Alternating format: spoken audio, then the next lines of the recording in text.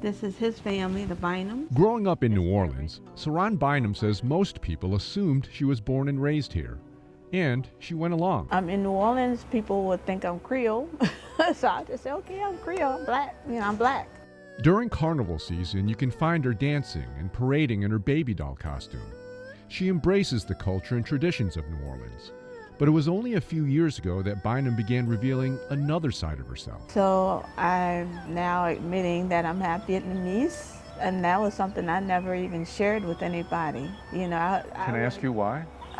I was ashamed of how I was born. Bynum was born in South Vietnam during the war that divided a country, but also brought her parents together. I am half African American and half Vietnamese. My biological father was a war veteran. Having a relationship with an American soldier was very dangerous. A lot of the Vietnamese women either kept their child and hid in secrecy so that they won't get caught. In my situation, I was abandoned. This is Bynum at an orphanage in the old South Vietnamese capital of Saigon, before it fell under communist control in 1975. The fall of Saigon set off an exodus, sending thousands of Vietnamese refugees scrambling to leave their country. Bynum was one of thousands who eventually came to southeast Louisiana. I'm Cindy Nguyen. I came to New Orleans in 1975. I'm Kim Nguyen. I came in 1984. And I came to New Orleans October 26, 1975. Vinh Tran was only 5 when he and his family escaped Vietnam. Like countless other Vietnamese refugees, the family left by boat with nothing more than the clothes on their back and hope in their hearts. So my dad just headed out, didn't know where to go. So after 2 days, we saw a barge, so we climbed up there. For the next 2 days, cargo ships start to come by and pick it up. We escaped via boat, so we're the boat people. And that journey was quite long. That I remember. I also remember starving and being hungry. Cindy Nguyen says her family's boat somehow made it to Guam and eventually to the U.S. Other refugees were not as fortunate. The United Nations estimates between 200,000 and 400,000 so-called boat people died or disappeared at sea. I feel blessed. I feel that God has a purpose for me to be here. Bynum was among more than 3,000 orphaned babies and kids evacuated out of Saigon on massive cargo planes in the U.S.-led Operation Baby Lift.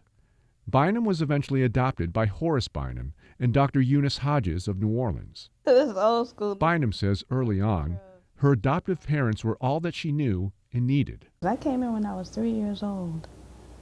I didn't know how to walk and I didn't speak any English, so I had to learn everything from scratch. When the Archdiocese of New Orleans and Catholic Charities began resettling Vietnamese refugees in the metro area in the late 1970s, they soon found similarities to their old country.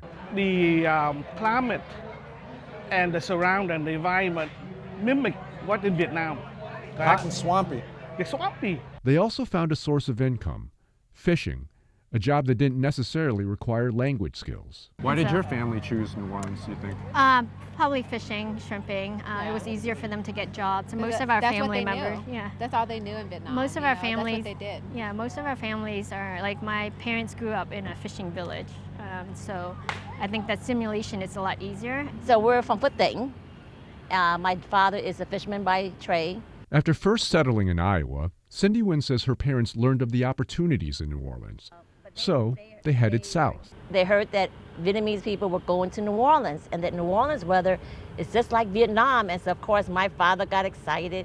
I think for him was he got excited that he could actually work to take care of his family. As their numbers grew, the refugees carved out pockets on the west bank of the Mississippi River and in New Orleans East, where Mary Queen of Vietnam Church would become the heart of their neighborhood.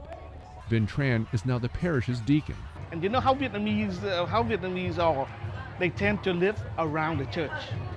The church was the first building that built in this land, and then all the house here. 50 years after the end of the war, census data shows the Vietnamese population in the New Orleans metro area tops 19,000, with more than half living in Jefferson Parish. While decades have passed, Some refugees like Saran Bynum are still exploring difficult questions from the past.